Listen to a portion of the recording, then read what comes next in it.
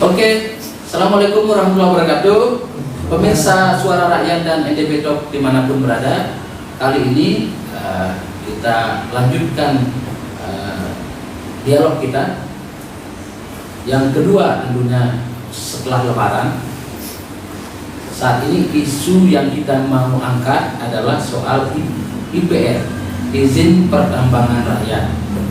Yang kita tahu belakangan izin pertambangan rakyat ini di berbagai daerah di Indonesia menjadi tren positif karena arahan Bapak Presiden Prabowo Subianto terhadap pertambangan ilegal itu tidak boleh lagi di stop. Oleh Bapak Presiden Prabowo memberikan izin pertambangan rakyat kepada masyarakat setempat yang di mana wilayahnya ada lokasi pertambangan, maka silahkan diajukan izin pertambangan rakyat dengan bentuk atau pola koperasi tambang rakyat. Nah, tentu ini kita apresiasi terobosan dari Bapak Presiden kita, dan alhamdulillah saat ini di Nusa Tenggara Barat sudah ada beberapa WPR, ada 16 WPR ya, 16 wilayah pertambangan rakyat yang sudah ada. Tinggal nanti dari 16 ini beberapa koperasi bisa dibentuk, dan memang sudah ada 16an koperasi kalau tidak salah juga itu 17 ya, 17 koperasi yang sudah ada mengajukan dokumen. Dan tentu kita berharap ini bisa menjadi salah satu upaya pemerintah daerah dalam rangka memberikan kesejahteraan terhadap rakyatnya di tengah beberapa persoalan mulai dari nasional yang muncul saat ini. Nah, telah hadir bersama kita saat ini Bapak Kepala Dinas ISDM Pak Samsudin. Terima kasih Pak Kadis sudah hadir pada diskusi kita yang kedua kali ini. Yang kedua ini Bang Alan Jamiran, selaku pengamat tambang kita yang memang sudah malang melintang di dunia pertambangan Nusa Tenggara Barat. Nah, tema kita kali ini Pak Kadis, izin pertambangan rakyat adalah untuk kesejahteraan rakyat. Nah, tentu seperti yang saya sampaikan tadi itu, karena ini arahan Bapak Presiden, tentu kita berharap besar pada izin pertambangan rakyat ini agar bisa semakmurnya, semaksimalnya berdampak terhadap rakyat. Namun kami ingin mendengar dulu, dan pemirsa di manapun berada di Nusa Tenggara Barat tentu ingin tahu Pak Kadis soal izin pertambangan rakyat di Nusa Tenggara Barat ini. Nah, mungkin itu yang pertama dulu, nanti saya ke pertanyaan berikutnya. Yang penting masyarakat tahu dulu ini Pak Kadis. Silakan Pak Kadis disampaikan soal izin pertambangan rakyat di Nusa Tenggara Barat ini. Terima kasih. Siap. Topik yang paling agak. Siap Kadis. Bapak Ibu semua pemirsa yang saya hormati dan muliakan, penetapan NTB sebagai salah satu lokus untuk pertambangan rakyat itu berdasarkan regulasi pemilihan kewenangan di Perpres 55 2022. Kemudian dalam perjalanannya muncul regulasi turunannya. Ada dua regulasi yang pokok. Yang pertama di Kepmen SDM 174 tentang tata cara pelaksanaannya. Yang kedua tentang Kepmen 194. Itu dua regulasi teknis yang diberikan kepada pemerintah provinsi untuk menjalankan pertambangan rakyat. Dalam perjalanannya NTB sampai hari ini berdasarkan surat keputusan Menteri SDM sudah ditetapkan 16 blok BPR yang sudah ada rencana pengelolaannya. Nah, sekarang lagi berproses. Masyarakat baik itu koperasi yang sudah mengajukan kepada Dinas SDM izin pertambangan rakyat atau IPR. Data kami nyatakan bahwa sudah ada 18 koperasi Bang. Sudah ada 18 koperasi untuk 16 blok itu. Di mana di Lombok Barat ada 5 blok, di Blok Lombok ada 3 dan blok Simbo ada 2. Di KSB ada 4 blok, di Sumbawa 3 blok, Dompu 4 blok, dan di Bima 1 blok. Itu semua sudah ada beberapa upaya yang mengajukan. Cuma mungkin sebagai informasi kepada kita semuanya, ternyata IPR itu bukan hanya ansi DSD, merupakan kegiatan yang multi stakeholder, multi OPD.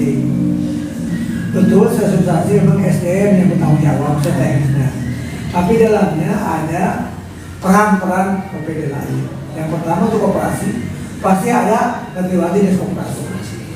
Yang kedua, kaitan dengan perizinan, pasti ada keterlibatan dinas pramodal dan terus seperti itu.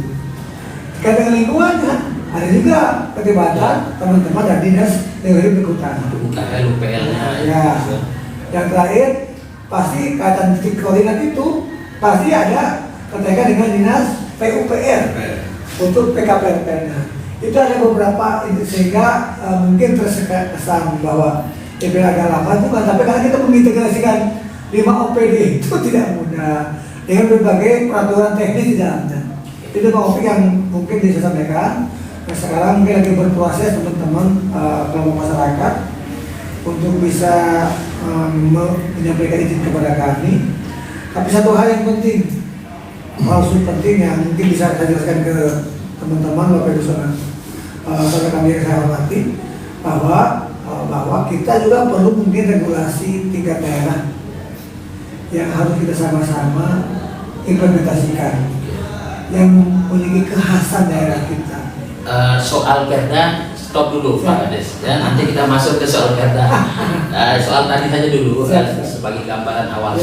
Ya, saya kira pemirsa dimanapun berada sudah dapat mendengar tadi sedikit prolog dari Pak Kades terkait posisi IPR di Nusa Tenggara Barat saat ini. Ya, sudah ada gambaran sedikit. Saya izin pindah ke Bang Alan ini soal IPR ini, Bang. Bagaimana Abang melihat soal potensi IPR di Nusa Tenggara Barat ini?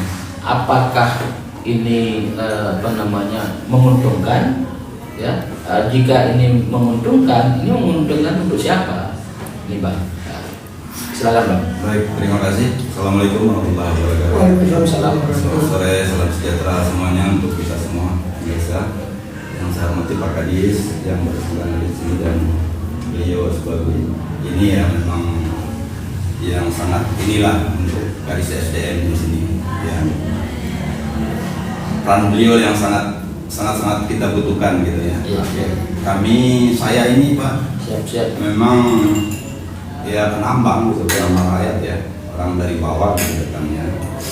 Nah, terus karena di sini juga kembali kami ikut gabung di APRI ya, Asosiasi Penambang Rakyat, dan kebetulan saat ini saya sebagai sekjen di APRI ya.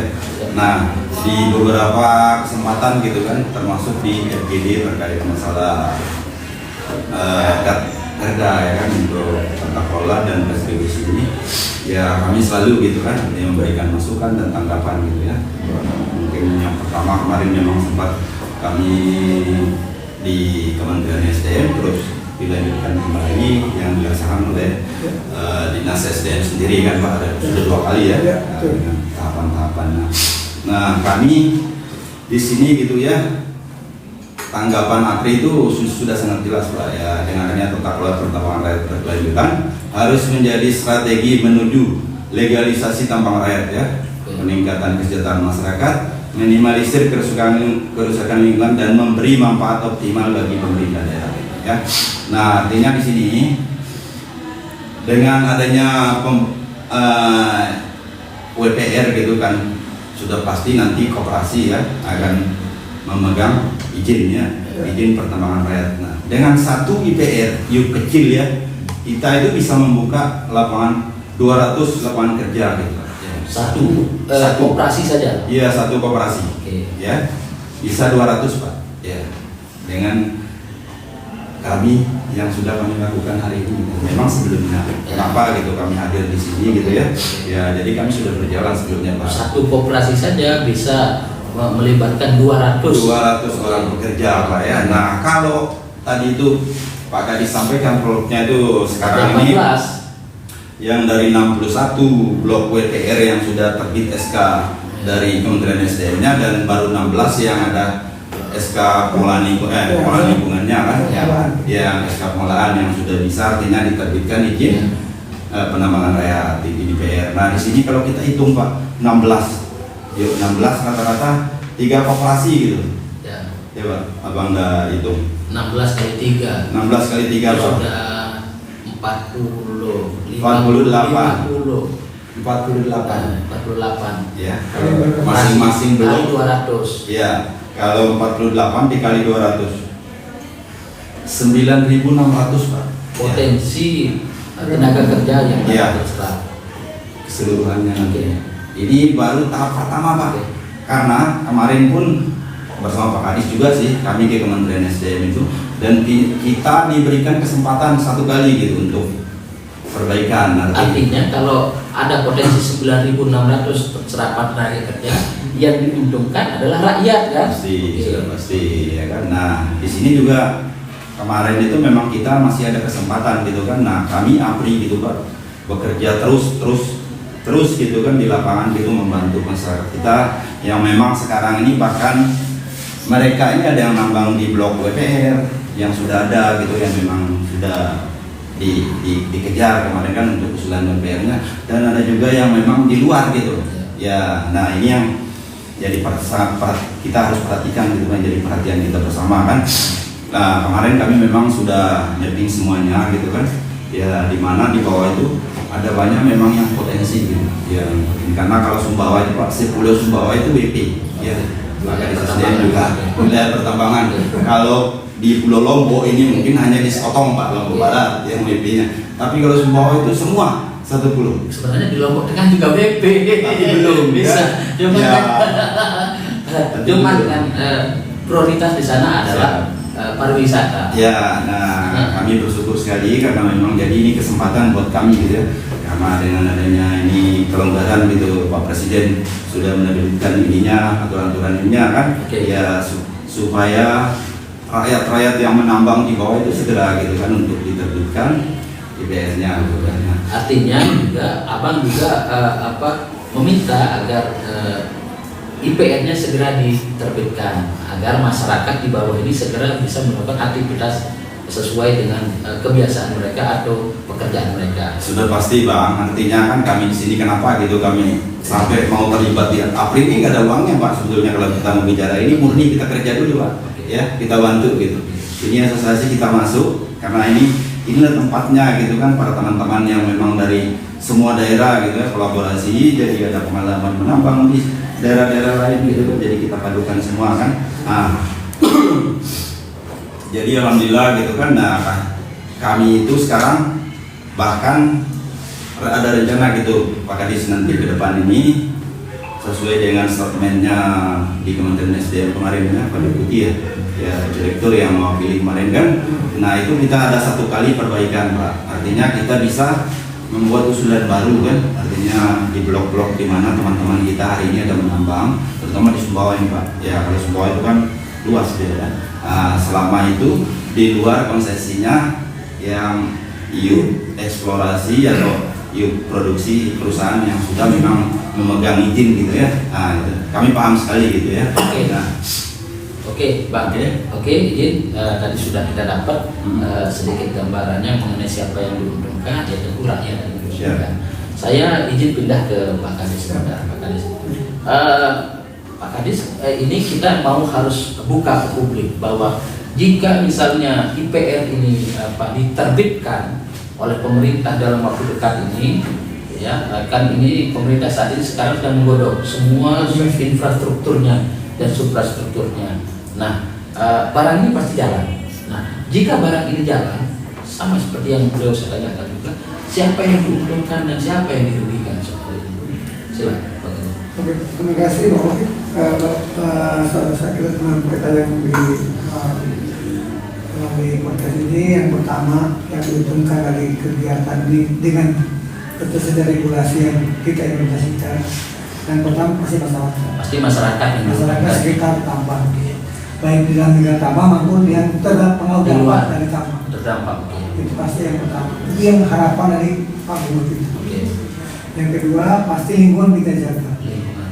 Karena regulasi sudah menuntut kita tuh, karena bumi ini, tanah ini bukan milik kita, tapi titipan ansur kita. Jadi kita betul-betul mampu melakukan perbaikan lingkungan setelah ada tambang itu, walaupun ada permasalahan. Dan tentu itu ada strateginya. Ya, betul. Yang ketiga, tentunya dengan Agus sama ini, jangan lupa pendapatan daerah harus meningkat.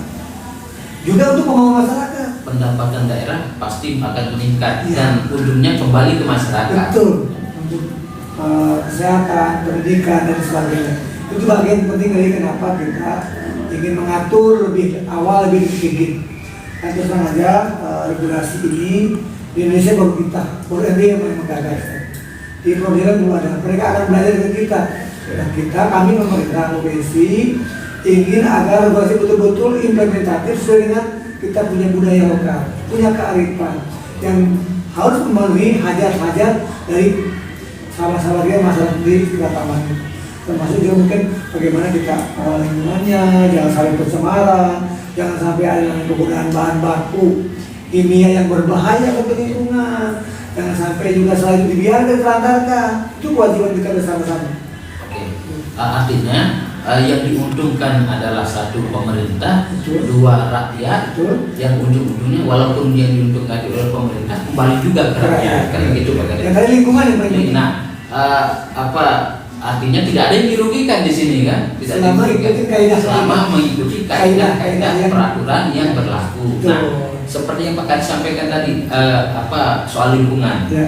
Apa strategi pemerintah dalam mengelola lingkungan di sekitar agar, karena memang kan yang dikhawatirkan ini oleh, mohon maaf saja Pak Kadis, ini oleh para pihak di luar, Ya. kawan-kawan pecinta lingkungan ini, jangan sampai nanti lingkungan di sekitar itu menjadi rusak karena diakibatkan eksploitasi dari koperasi-koperasi ini.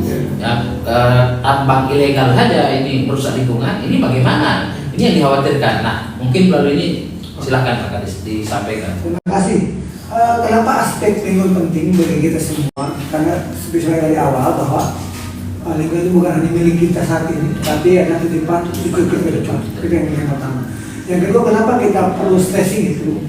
Karena kalau kita lihat tambang yang selama ini ada, yang masih konvensional, belum menerapkan good mining practice itu, good apa pasti akan diabaikan.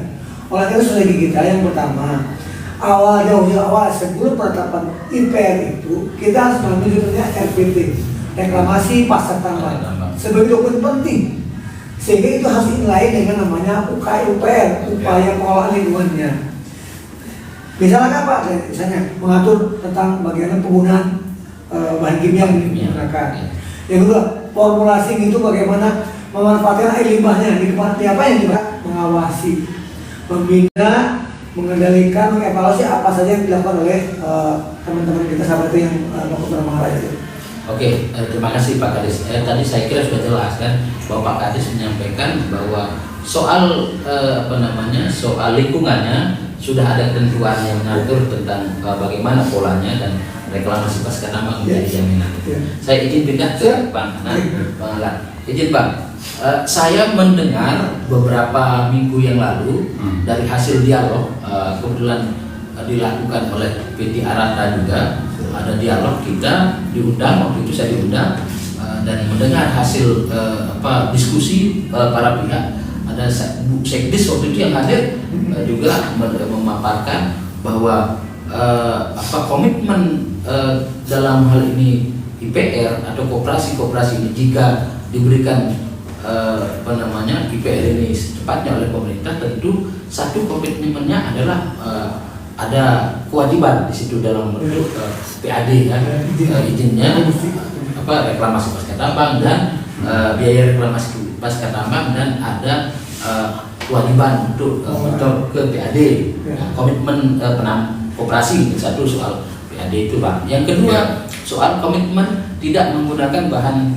berbahaya. Nah ini yang disampaikan oleh PT Arata kemarin saat itu menjelaskan itu. Izin Pak, mohon kita dijelaskan juga soal baik. Jadi saya langsung aja ya, di beberapa memang waktu dan kesempatan di FGD kami sudah memberikan masukan gitu ya. Mengapa APRI merekomendasikan koperasi ya, kolektif berbadan hukum? Yang pertama kesadaran kolektif, yang kedua pemerataan ekonomi, manfaat ekonomi distribusikan lebih merata kepada anggota dan masyarakat lokal ya. Yang ketiga efisiensi pengawasan, mempermudah pembinaan teknis dan kontrol pemerintah dibandingkan penambang individu. Yang keempat status penambang, melegalkan status kerja penambang dan memutus rantai pengepul ilegal. Oke. Nah, sekarang ini ada introduksi pengolahan emas ramah lingkungan untuk penghapusan merkuri. Nah, edukasi dan pelatihannya adalah implementasi dari berbagai kompetensi Minamata ya untuk transisi teknologi pengolahan emas tanpa merkuri. Yang pertama, peningkatan kapasitas ya, mengubah praktik otodidak menjadi good mining practice melalui bimbingan teknis berkala ya. Kami siapkan itu, Pak. Yang kedua, teknologi alternatif ya, pengenalan metode gravitasi dan atau leaching menggunakan kimia ramah lingkungan yang lebih aman bagi kesehatan dan lingkungan. Nah, oke. Yang sangat penting sekali Pak dalam mewujudkan ini, kami memang sudah mengusulkan gitu ya, berkali-kali gitu. Artinya mewujudkan sentra produksi atau pengolahan terpadu. Ini yang sangat penting sekali Pak, dan mungkin Pak Kadis mungkin sudah juga merekomendasikan nantinya itu kan, mungkin akan di Perda akan ada ini nantinya semoga ya kan. Nah, kenapa gitu mewujudkan sentra produksi pengolahan terpadu Pak? Karena yang pertama lokasi pengolahan terpusat untuk mempermudah pengolahan tiling sisa hasil pengolahan SAP ya, dan potensi paparan residu bahan kimia, mengurangi paparan limbah beracun di rumah-rumah penambang dan pemukiman ya kan Pak? Oke. Yang kedua, mempermudah pengawasan produksi dan pemungutan iuran pertambangan rakyat IPRA untuk TADB. Yang ketiga, mengembangkan kawasan tambang sentra pengolahan produksi yang terintegrasi dengan pengrajin, hilirisasi kan artinya ya, menjadi destinasi wisata edukasi tambang yang bersinergi dengan pariwisata berkelas dunia di NTB sehingga bisa mendunia nantinya Pak, sesuai dengan tagline-nya beliau Pak Gub kita hari ini gitu ya. Oke. Nah, ada satu lagi, ntar biar selesai gitu Bang Opik, artinya tuntas ya. Nah, program reklamasi dan rehabilitasi pasca tambang di areal bekas tambang rakyat ya, RRBPT-nya harus memperhatikan yang pertama, reklamasi berbasis karakter topografi dan kesesuaian lahan untuk sektor produktif pertanian atau agroforestry ya. Yang kedua, integrasi rencana pertambangan dengan budaya ekonomi setempat sepertinya pengembangan pakan ternak dan tanaman atsiri ya. Yang ketiga, memastikan lahan bekas tambang tetap produktif dan memberikan nilai ekonomi jangka panjang berkelanjutan bagi warga desa. Lahan emas hijau ya. 4. Penguatan regulasi daerah atau Raperda sebagai kepastian hukum bagi penambang.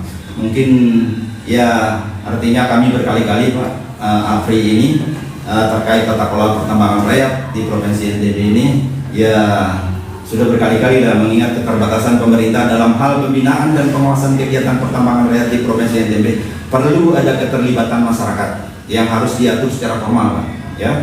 Misalnya adanya forum bersama untuk tambang rakyat NTB yang bertanggung jawab, tidak mesti APRI gitu. Nanti kan ada gabungan dari beberapa kelompok, lembaga swadaya masyarakat ya, ada semua masuk situ ada ya.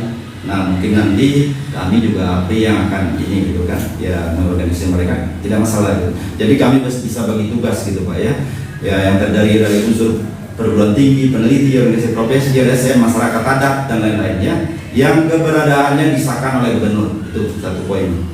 Oke, mungkin itu dulu Bang Opik. Oke, saya ingin lebih menstressnya bagaimana hitung-hitungannya terhadap kontribusi kepada pemerintah daerah itu IPR-nya. Ya. Hitung tadi kan Abang sudah sempat hitung bahwa kontribusi koperasi terhadap pemerintah daerah ini jika IPR diberikan ini loh, ya sekian loh. Ya. Agar bahwa masyarakat juga tahu bahwa koperasi ini memberikan sumbangsi yang cukup besar kepada pemerintah daerah dalam rangka melakukan aktivitas usahanya, tidak hanya sekedar reklamasi pasca tambang saja, tapi tentu ada kontribusi dari koperasi. Hitung-hitungannya gimana Pak? Ya, jadi begini, kami coba hitungnya, artinya dengan terendah gitu peningkatan pendapatan asli daerah ini terkait PAD ya, distribusi. Itu Satu IPR atau yang kecil yang akan mampu membayar PAD itu lebih kurang 3 miliar per tahun. satu IPR saja. Iya, satu koperasi. Iya. Ya, Satu koperasi bisa memberikan kontribusi 3 miliar per tahun. Itu Ya. satu. Itu hitungan terendah. Itu hitungan kecilnya. Hitungan minimalisnya. Ya. Nanti tergantung koefisiennya nanti berapa. Makanya kan kalau di Tampang Rakyat ini kan kita adanya di permukaannya offside karena kita juga dibatasi gitu dengan kedalaman, Bang. Ya. Artinya koperasi itu bisa menambang Sampai kedalaman 100 meter diatur kan regulasinya. Betul. Di sini makanya hitung-hitungan kami karena ini kami tahu gitu ketika rakyat-rakyat kami menambang, karena kemampuan kami menambang walaupun dengan lubang ya kami bisa tahu itu paling di angka 100 meter walaupun dia mutar-mutar begini yang di dalam lubang, tapi paling dalam itu di 100 meter lah kalau kita itu dari permukaannya. Karena ini kami kejarnya itu oxide-nya material di atas gitu hamparan, dan kalau ke bawah itu sudah sangat berbeda sekali pengolahannya nanti. Sudah tidak bisa mungkin dengan ya yang masyarakat kami lakukan hari ini itu dia gelondong, dia tong atau perendaman gitu ya. Kalau sudah ke bawah itu sudah nggak bisa, Pak, perlakuannya mungkin smelter nanti ya mulainya seperti yang mineral gitu ya.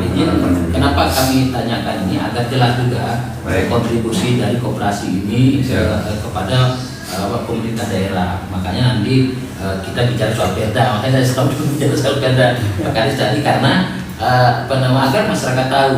Nah, hitung-hitungan itu kan hitungan terendah gitu ya, disampaikan sama Pak Alan tadi. Bahkan kalau saya kemarin sekali lagi dari hasil diskusi dengan para ahlinya juga waktu itu bahkan hitung-hitungannya 2 triliun itu per tahun bisa, potensi 2 triliun per tahun bisa didapatkan oleh jika semua koperasi ini beroperasi dan berjalan maksimal kan, itu malah bisa sampai 2 triliunan tahun, bisa APBD kita setengah dari APBD itu. Makanya jika itu bisa terlaksana, nah tentu hitung-hitungan dari kawan-kawan ini juga ahli-ahli dan sebagainya tentu kita harus pertimbangkan dalam rangka memberikan masukan agar IPR kita bisa bermanfaat untuk masyarakat. Nah, saya kembali ke Pak Kadis soal saya tertarik soal reklamasi pasca tambang dan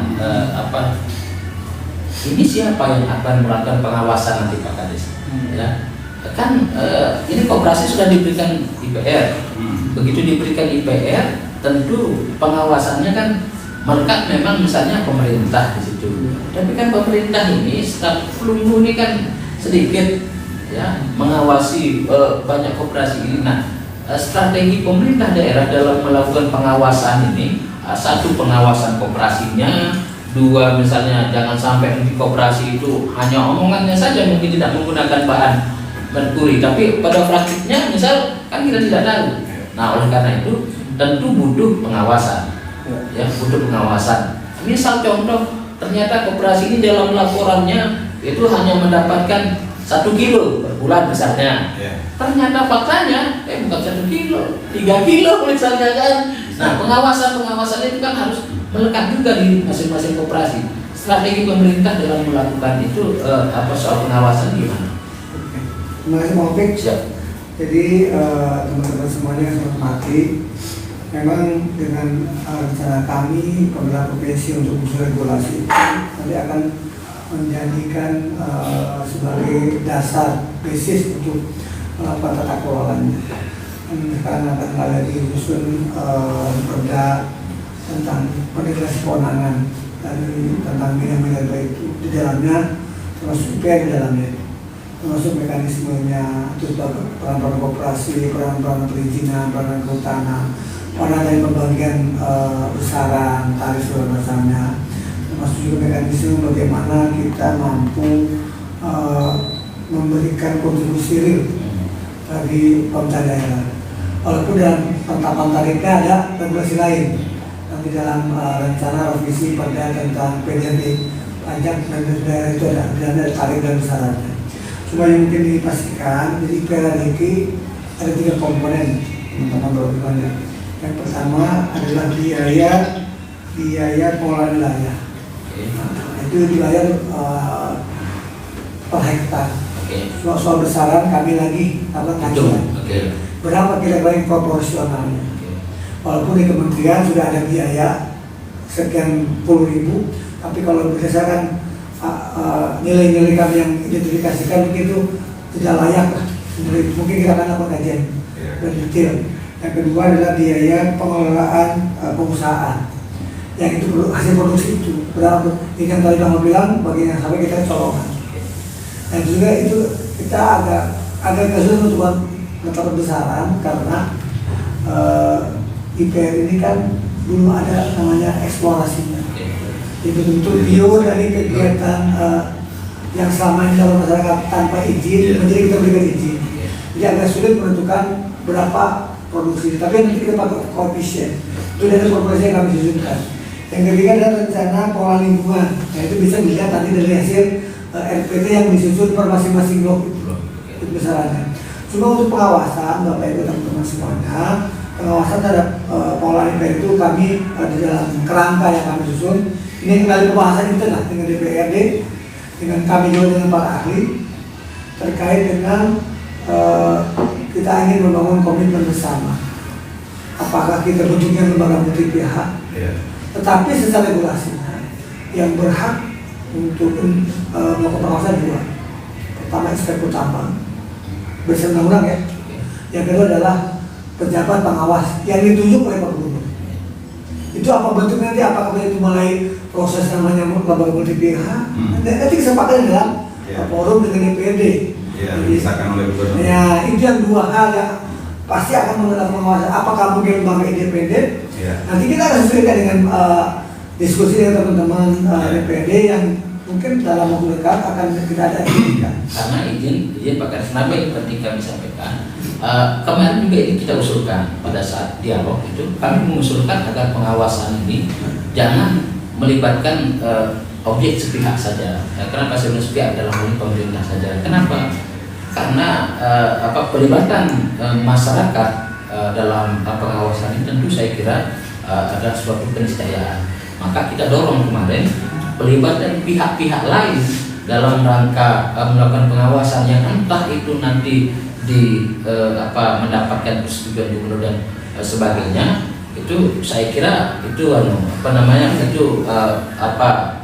teknisnya kita serahkan kepada gubernur misalnya. Tapi yang ingin kami sampaikan bahwa melibatkan para pihak, satu pihak siapa misalnya, pihak APH ya, harus dilibatkan di situ agar ada yang dilihat sebagai nggak berani dia macam-macam kalau ada yang ada APH di situ. Dua misalnya pers ya, harus ada. Kalau menurut kami kemarin makanya kami usulkan dua adalah pers harus dilibatkan di situ dalam rangka melakukan pengawasan melekat langsung. Tiga teman-teman NGO ya LSM agar dilibatkan di situ dalam rangka memaksimalkan. Yang keempat adalah teman-teman OKP ya, sehingga pengawasan ini tidak bisa satu pihak saja yang dimana nanti suaranya bisa core dan sebagainya. Nah, itulah yang kita dorong, entah itu nanti teknisnya seperti yang disampaikan Bang Halan itu melalui persetujuan gubernur dan sebagainya. Saya kira itu soal teknis ya, soal teknis. Namun peran multi pihak untuk pengawasan ini sangat penting untuk kita sampaikan, kita dorong agar pihak-pihak yang berpotensi memberikan pelurusan dalam rangka aktivitas pertambangan ini bisa bekerja secara maksimal itu. Nah, bagaimana tanggapan Pak Kadis soal itu? Oke, terima kasih Pak Habib Halan ya. Yang pertama yang mungkin perlu sama kita jelaskan, kan masing-masing OPD yang ada 5 itu kan punya fungsi yang masing-masing. Itu pasti harus berperan secara optimal dalam proses-proses pembinaan dan pengawasan kegiatannya. Misalnya koperasi, di koperasi berperan. Perizinan pasti dia SDM berperan, DPRD berperan. Untuk lingkungan pasti dia SLHK berperan. Termasuk kami teknikal. Cuma dalam yang harus sama-sama kita maklumi, jangan sampai regulasi kita ini tidak berkesesuaian dengan regulasi di atas. Itu aja yang kita. Itu yang pertama mungkin. Memang secara regulasinya yang bisa memasuki tambang itu hanya ada dua. Pertama inspektur tambang yang ditunjuk oleh lembaga yang kredibel, dan distribusinya. Yang kedua, nanti lebak bulus itu dimungkinkan, tapi kembali kepada hasil nanti bagaimana kita membangun komitmen dengan pihak dewan untuk memastikan seperti apa mekanismenya supaya bertakwaannya, siapa lembaganya gitu. Dan siapa saja itu nanti kan ada kita lakukan kriteria dan parameternya. Nah, mungkin prinsipnya bisa kita sama-sama diskusikan lebih intens. Jangan sampai intinya jangan sampai lembaga-lembaga yang dibentuk oleh kita pemerintah daerah itu tidak sesuai dengan regulasi atasnya. Karena pasti regulasi ini kan kita harus lakukan harmonisasi, harus lakukan konsultasi kan dengan Kementerian SDM, Kementerian Dalam Negeri, Kementerian Keuangan, jangan sampai itu tidak sesuai. Sehingga kan kejadian dua kali tidak akan lama lagi. Itu mungkin harus dari awal kita harus memapping betul prosedur, kriteria indikatornya supaya bisa sama-sama kita lakukan pengawalan lebih awal. Pada prinsipnya pemerintah daerah pasti open membuka itu untuk sama-sama kita diskusikan. Oke, saya izin ke Bang Halan ini. Ini gimana menurut Abang soal pengawasannya? Karena kan jangan sampai pemerintah nanti dikorbankan ya dalam rangka mengetahui sampai sejauh mana hasil dari koperasi itu yang pertama. Yang kedua, pengawasannya dalam rangka melakukan itu tertib sesuai dengan aturan. Tentu kita dalam hal ini kembali ke regulasi yaitu apalagi Perdas dan disusun jangan sampai pemerintah diakali. Nah, pengawasannya bagaimana menurut Bang Halan soal ini? Baik, jadi kami Bang Opik ya berkali-kali lewat APRI gitu ya, artinya sudah merekomendasikan gitu ya atau mengusulkan ini ya. Nah, semoga ini menjadi pertimbangan gitu kan. Jadi di sini karena ada keterlibatan DPRD, semua ada banyak multi pihak lah ya. Ini kan. Nah, mengingat keterbatasan pemerintah dalam hal pembinaan dan pengawasan kegiatan pertambangan rakyat di Provinsi NTB ini Pak, perlu adanya keterlibatan masyarakat yang harus diatur secara formal. Ya. Misalnya adanya forum bersama untuk tambang rakyat NTB yang bertanggung jawab. Ini sangat penting Pak. Nah, forum bersama ini yang terdiri dari unsur perguruan tinggi, ada peneliti, organisasi profesi, LSM, media, masyarakat adat dan lain-lainnya. Nah, nanti ada APRI juga di situ kan. Nah, nanti tinggal kamilah yang akan berdiskusi di situ siapa yang dari depan gitu kan. Nah, nanti ada kalau dari SM itu kan banyak di situ ada ya pemerhati lingkungan, ada walhi, ada aman, ada ini dan sebagainya ya. Nah, saya pikir ini sangat-sangat penting Pak. Kami sudah berkali-kali gitu ya. Kami tahu gitu ya dengan mengingat keterbatasan pemerintah dalam hal pembinaan dan pengawasan ini Pak. Jadi lebih awal artinya Abang juga bersepakat bahwa pengawasan multi pihak mutlak untuk dilakukan. Harus Pak. Makanya harus ada forum bersama nanti untuk tambang rakyat ini. Ya, dan yang keberadaannya disahkan oleh gubernur. Nah, itu sangat penting Pak. Soal teknis itu bisa nanti pakai surat SK-nya SDM itu kan bisa. Itu teknis saya kira. Pendelegasian dari pendelegasian dari regulasi karena tidak bukan gubernur. Cukup SK dari SDM. Tapi gubernur ada di dalam klausul pasal babnya itu.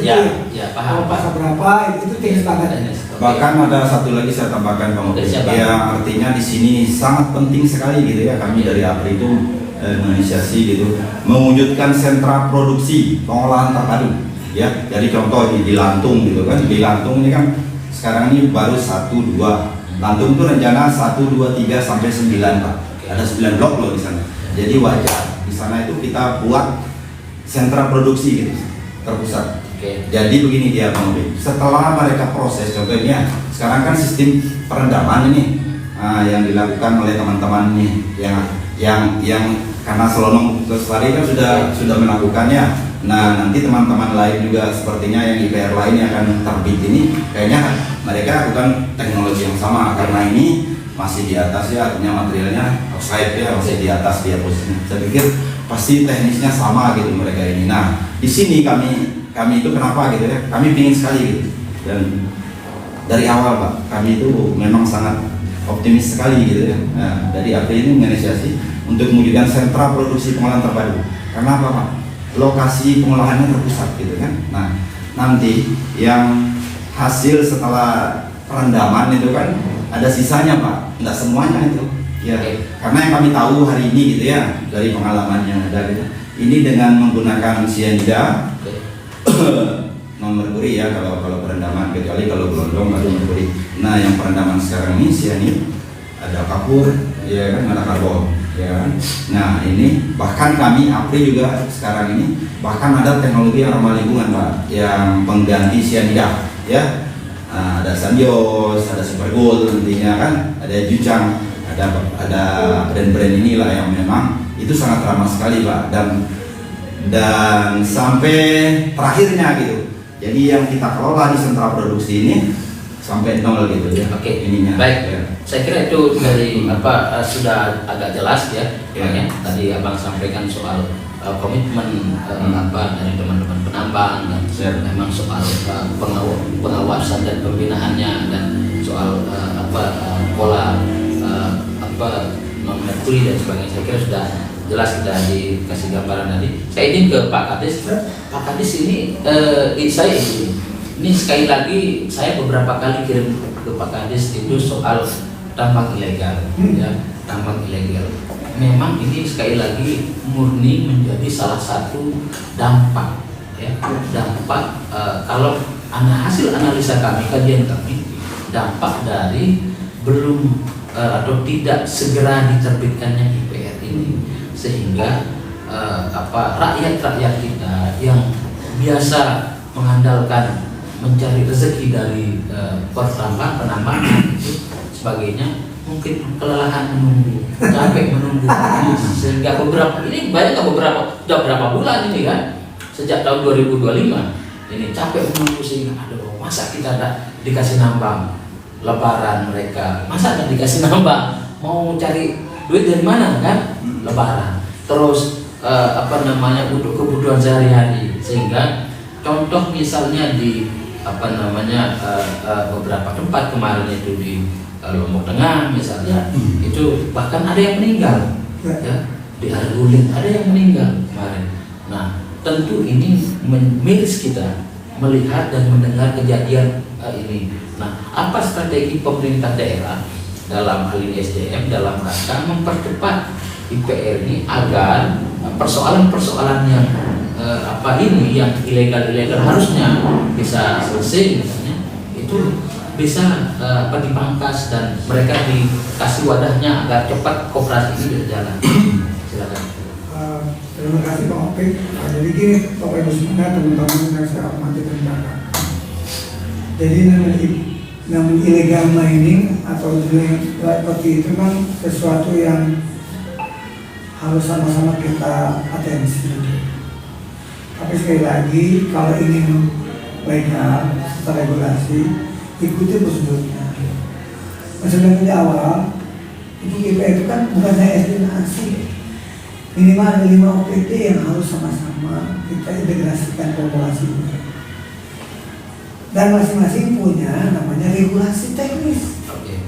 Itu kalau yang sulitnya kami bukan memperlambat, tapi mengintegrasikan 5 OPD dengan prosedur dan regulasi teknis kan agak susah.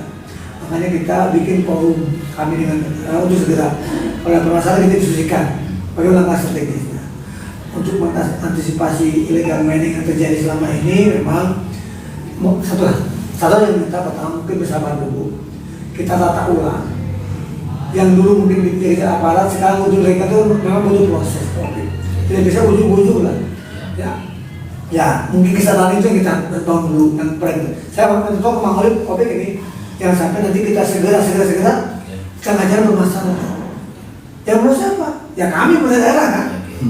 Pak Opik terima aja, kalau kami kan tidak. Kami akan berkata namanya dengan aparat hukum, dengan semua auditor, dan berjalan dengan para menteri lingkungan pasti nanya, kenapa ini alam gitu kan? Nah kita hindari itu dengan bertahap, pelan-pelan ikuti prosedurnya. Insya Allah Pak Gubernur tidak akan tinggal diam, kami juga jangan diam, akan terus memantau itu untuk segera dilaksanakan. Satu lain, proses-proses persyaratan izinnya. Kan selama ini yang diandalkan, mohon maaf ini, karena ada konsultan. Ya, ada konsultan. Pertanyaan konstituennya udah provide apa belum? Dan artinya kok udah memiliki karakteristik yang betul-betul paham dan sudah tidak. Mohon maaf, analisis kami belum seperti itu semuanya. Ini sudah paham juga di lingkungan. Udah kali-kali kami validasi. Ujungnya sama yang perbaikannya ke besok. Itu permasalahan juga. Masuk ke berikutnya operasinya. Kan kita harus validasi operasi itu. Kan kami kan melalui mekanisme perizinan OSS berbagai aplikasi itu kami terima. Tapi untuk validasi teknis untuk operasi juga kan harus ada kode lain. Nah itu kan tidak. Makanya sinkronisasi harmonisasi antar lembaga itu perlu penting. Sehingga kami mohon maaf, tanda kutip SDM jangan sebagai kami nginep saja gitu. Mari kita sama-sama ini hadir bersama-sama, hadir untuk kita mengejar masyarakat, tapi tahapannya sudah lalui. Itu Bang. Oke, baik, terima kasih. Saya ke Bang Halan ini. Bagaimana tanggapan Abang terkait soal beberapa kejadian yang kita anggap ini menjadi viral soal munculnya kembali tambang ilegal pasca ditutup misalnya di Lombok Tengah saat itu pasca ditutup. Bagaimana tanggapan Abang munculnya kembali? Karena ini kan sekali lagi ini soal perut rakyat ini Bang. Ya, mereka mungkin sudah lama menunggu sehingga memang harapannya adalah seperti yang disampaikan Pak Kadis itu lewat prosedurnya mana itu koperasi dan sebagainya. Tapi karena ini belum turun ya memang mereka harus diminta sabar dulu sambil menunggu ini apa tanggapan atau langkah-langkah dari teman-teman penambang melihat situasi ini. Baik, oke. Jadi kami gitu ya, kebetulan saya ini penambang dan udah gabung di APRI dan sekarang ini membawa APRI ya. Nah, di lapangan itu Bang, ya masyarakat ini kalau yang nambang, artinya yang nambang lubang-lubang yang memang di kawasan itu walaupun belum WPR ya, itu tidak bisa kita larang Bang. Nah, makanya ada upaya pemerintah ini untuk menerbitkan WTR ini udah langkah yang sangat bagus gitu ya. Menerbitkan. Ya, artinya teman-teman kita ini semua sekarang kan sudah bisa kita arahkan. Contoh lah kayak di Lantung lah yang memang sudah dari 1-2 blok kan, sama di Bali, di Pulau Sumbawa juga, khususnya Kabupaten Sumbawa ada 3 blok yang sudah ada keluar dokumen pengolahannya ya. Sebentar, mumpung saya ingat Pak Kadis. Apalagi kemarin kan sempat terjadi penghadangan itu alat berat di Bima. Terjadi penghadangan alat berat di Bima dan ada yang dikasih yang ilegal itu nambah, terus ada yang mau ikut juga kok sendiri katanya, kok kami juga mau dong. Ini kan dampak-dampak Pak. Ya baik. Memang sih artinya kan ya ketika masyarakat kita itu udah lapar ya soal kebutuhan perut ya kebutuhan ya kita nggak bisa ini cuma ya PH di sini baru bisa turun contohnya atau dari SDM dan LHK lah. Kalau di lapangan itu ada misalkan kejadian orang meninggal ya kan, nah teman-teman penambang ini terus dia menggunakan alat berat yang skalanya memang ini ya mungkin baru.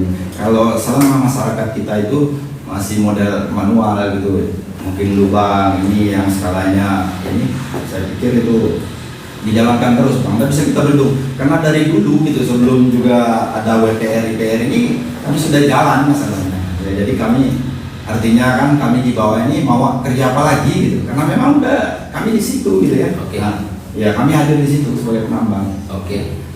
Mungkin ya semoga lah artinya kan bukan cerita-cerita atau ini, bahkan ini sudah gaungnya sudah luar biasa nih NTB kan mendunia ini, bahkan kita ini sebagai provinsi percontohan untuk IPR itu salah satunya kan kita baru terbit 1 kan selama 13 hari itu alhamdulillah, dan dari sana kita bisa belajar kan apa kekurangan itu sembari berbenah gitu ya. Nah, semoga lah dalam waktu dekat ini sambil menunggu data di 16 blok itu kayaknya akan ada lagi 20-an lah. Izin Pak Kadis ya. 17 maaf. 17 koperasi itu sepertinya sudah inilah yang pertama kan sudah memenuhi syarat ini, tinggal hanya ada perbaikan dokumen seperti kalau kalian kita harus dikaji lagi kan Pak ya, sudah jadi kita tahap pertama juga kan. Nah, nanti ada kajian, ada perbaikan tahap 2 yang memang hari ini kami sedang lakukan gitu, jadi kami mengertilah, kami akan mengikuti regulasi yang ada gitu ya. Jadi itu mungkin sementara. Oke, pertanyaan terakhir Pak Kades, ini terakhir sampai sebelum closing statement. Apa strategi pemerintah untuk memaksimalkan IPERA ini? Strategi pemerintah agar seperti yang saya sampaikan tadi, pemerintah tidak kecolongan. Ya, pemerintah tidak kecolongan terhadap apa? Tentu kita tidak berharap bahwa koperasi-koperasi ini nakal dan sebagainya. Tidak berharap kita. Berharap kita bahwa koperasi ini on the track sesuai dengan arahnya, sesuai dengan apa yang mereka minta dan sebagainya. Nah, strategi pemerintah daerah dalam rangka memaksimalkan IPERA ini untuk sebesar-besarnya kembalikan nanti kepada rakyat Nusa Tenggara Barat dalam bentuk program-program ke depan oleh Gubernur dan Wakil Gubernur kita. Silakan. Oke, terima kasih Bang Opik. Ya. Strategi pertama, kita akan segera menuntaskan tugas besar menyusun regulasi tingkat provinsi, baik Perda maupun Pergub serta mungkin regulasi di bawahnya. Teknis ini yang pertama. Sebelum ada range waktu kira-kira kapan dia bisa keluar ini agar target kami di dengan arahannya Pak Gubernur, mungkin dalam bulan April atau Mei ini mungkin untuk Perda IPERA insya Allah akan selesai. Dan sekali lagi proses intens dengan Komisi 3 dengan Ketua DPRD Pak Gubernur, Bapenda, terus Inspektorat, dan kami sendiri diminta untuk masukkan terkait dengan substansi tarif dan besarannya serta teknis kajiannya. Targetnya April awalnya udah keluar Perda untuk PDRD. Nah, untuk Perda kaitan yang nomor yang 2 kaitan dengan perselisihan kewenangan yang tentang tata kelola itu, kami harapkan juga cepat karena itu kan bulannya ada di DPRD. Nah, sekarang kami sudah memberikan masukan intens, kami diskusi dengan hukum dan kami akan share besok dalam waktu dekat ini, mungkin hari Sabtu, Minggu, Senin besok itu ada FGD untuk level DPRD. Kami akan menyampaikan hal yang sama. Kalau itu bisa masuk, karena tidak bolehkan kami pada inisiatif DPRD kan. Mudah-mudahan masukan kita, masukan Pemprov ke substansi dari Perda itu bisa kita sama-sama selesaikan. Itu yang pertama yang harus diselesaikan. Yang kedua, untuk mendapatkan IPERA yang diharapkan itu mungkin perlu namanya nanti kita cek di dalam tahapan teknisnya ya, bagaimana kami akan melakukan controlling kepada koperasi-koperasi. Mungkin melibatkan para pihak jelasnya. Kalau dimungkinkan secara regulasi, kalau tahapan regulasinya, mungkin kita bisa menguji dengan lembaga yang independen agar koperasi itu betul-betul sesuai dengan apa pendapatan dia. Potensi mereka 1 kilo ya 1 kilo, yang kalau di daerah. Jangan 1 kilo disakuin gitu. Tidak mungkin. Yang kita harapkan, mungkin lembaga independen yang kita mungkin pemerintah daerah akan melakukan kajian, apakah ini mungkin tidak, itu kita cek dalam regulasi yang akan kita buat. Yang ketiga, mungkin kami ngomong kesadaran kolektif kita. Jadi IPERA itu bukan hanya untuk diri sendiri, tapi untuk kita semuanya, untuk masyarakat Barat agar makmur menuju. Oke, baik. Closing statement Bang Alan. Ya, closing statement kita soal IPR ini untuk kesejahteraan rakyat. Apa benarkah IPR ini menjadi salah satu kunci keluarnya NTB dari persoalan-persoalan kemiskinan dan sebagainya sehingga apa yang menjadi hajat pemerintah provinsi bisa tercapai. Silakan. Baik, artinya memang di sini itu tadi ya, kami lebih terfokus kepada yang pertama 3 hal tadi ya. Mengapa APRI membahaskan? Artinya yang pertama itu kolektivitas koperasi yang berbadan hukum. Yang kedua itu yang integrasi pengolahan emas ramah lingkungan untuk penghapusan merkuri. Yang ketiga mewujudkan sentra produksi pengolahan terpadu. Itu sangat penting sekali ya. Nah, nanti kami sembari dengan program reklamasi dan rehabilitasi pasca tambang di areal bekas tambang raya. ya. Nah, artinya ini kan walaupun ini bukan kita gede, ini hanya mungkin saya dengan Pak Kadis di sini, dan kedepannya juga ada, kalau bisa itu ada memang ya yang berkaitan lah Pak Kadis, ada dinas-dinas lainnya yang mungkin Pak Mopik bisa undang supaya ini lebih gitu ya, ya lebih hidup suasananya. Jilid 2-nya nanti soal Perda. Saya sudah koordinasi sama Komisi 3. Ya. Oke, dia siap setelah tanggal 11. Tolong Perda. Ya, Perda saya juga sudah koordinasi. Baik. Jadi setelah tanggal 11 kita atur tindak. Baik, dan yang sangat penting sekali yang kami rekomendasikan gitu ya, itu tadi Bang Opik ya, mengingat keterbatasan pemerintah dalam hal pembinaan dan pengawasan kegiatan pertahanan rakyat di provinsi, perlu ada keterlibatan masyarakat yang harus diatur secara formal. Oke. Ya, sekali lagi harus diatur secara formal. Misalnya kita akan bentuk forum bersama ya untuk Tampang Rakyat NTB. Nah, nanti di dalamnya itu terdiri unsur, ada perguruan tinggi, peneliti, organisasi, profesi, LSM, masyarakat adat dan lain-lainnya, dan keberadaannya disahkan oleh gubernur. Sekali lagi ya, keberadaannya disahkan oleh gubernur. Oke, mungkin hanya itu dulu Bang Opik, dan saya berharap kedepannya dalam acara ini ya bisa hadir lebih banyak lagi lah. Oke. Yang ada kaitannya gitu ya, sama OPD yang bersangkutan. Terima kasih ya. Lebih kurangnya saya mohon maaf. Wassalamualaikum warahmatullahi wabarakatuh. Lanjut Pak Kadis. Oke, terima kasih Bang Opik, terima kasih abang saya dari APRI. Jadi kami di Pemerintah Provinsi NTB di dalam RPJM-nya clear bahwa tipe agenda itu ada 3. Pertama, bagaimana pemberantasan kemiskinan. Kedua, bagaimana mempertahankan ketahanan pangan. Yang ketiga, perusahaan berkelanjutan, wisata dunia, level dunia. Nah, untuk kemiskinan, kantong Indonesia letaknya pada wilayah tambang. Oleh karena itu, IPR ke depan harus memberikan kontribusi besar bagi peningkatan kesejahteraan masyarakat, minimal istilah tambang atau yang terdampak tambang. Itu yang harus kita sama-sama kawal.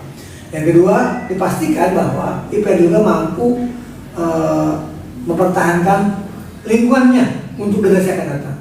Yang ketiga, IPR harus mampu meningkatkan pendapatan daerah untuk pembangunan Nusa Tenggara Barat ini. Itu yang harus kita sama-sama kawal dengan berbagai macam kita kesadaran kolektif. Tidak hanya Bang sendiri, Bang Opik dengan lembaganya, Bang yang APRI-nya dan semua NTB, kami harap bergandeng tangan bersama-sama. Ini tujuannya baik, mudah-mudahan Allah meridhoinya, Allah memberkainya. Saya pikir dengan niat-niat dengan Bismillah semuanya insya Allah akan kita menunjukkan NTB makmur dunia. Terima kasih. Assalamualaikum warahmatullahi wabarakatuh. Waalaikumsalam. Terima kasih para narasumber kita. Tadi sudah memberikan closing statement yang luar biasa dari Pak Kadis juga sudah menyampaikan, dari Bang Alan juga juga sudah menyampaikan. Terus sebenarnya soal IPR ini semangat kita sama. Semangat kita sama, bagaimana caranya agar IPR ini bisa berhasil menjadi salah satu cara untuk meningkatkan kesejahteraan rakyat, seperti dibilang oleh Irjen Hadi Gunawan saat itu bahwa IPR ini saya meyakini IPR ini bisa menjadi salah satu cara meningkatkan kesejahteraan rakyat. Pun yang disampaikan sama Bang Hala dari APRI juga saya kira sama ya, dari Pak Kadis juga sama, sehingga tentu harapan kita bersama siapapun dia yang ingin masuk untuk berkontribusi terhadap IPR ini, saya kira pemerintah daerah welcome.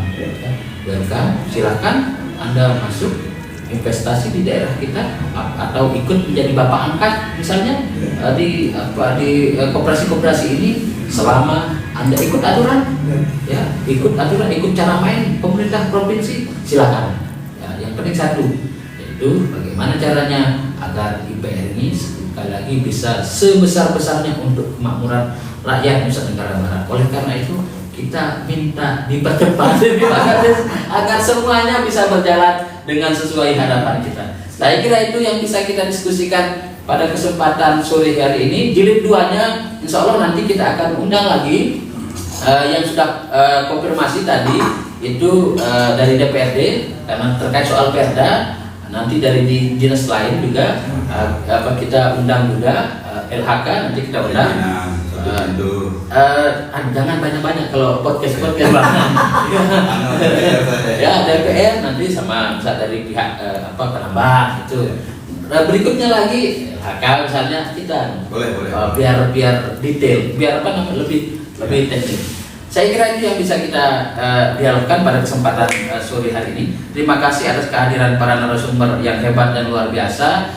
Akhirul kalam kita ucapkan Allahumma fiq lakum tarik. Assalamualaikum warahmatullahi wabarakatuh. Kita ketemu di jilid 2. Oke ya? Thank you, terima kasih. Siap, Pak Mungkin. Siap Pak Kadis. Terima kasih Pak Kadis atas waktunya. Saya kadang-kadang WA Pak Kadis ini malam.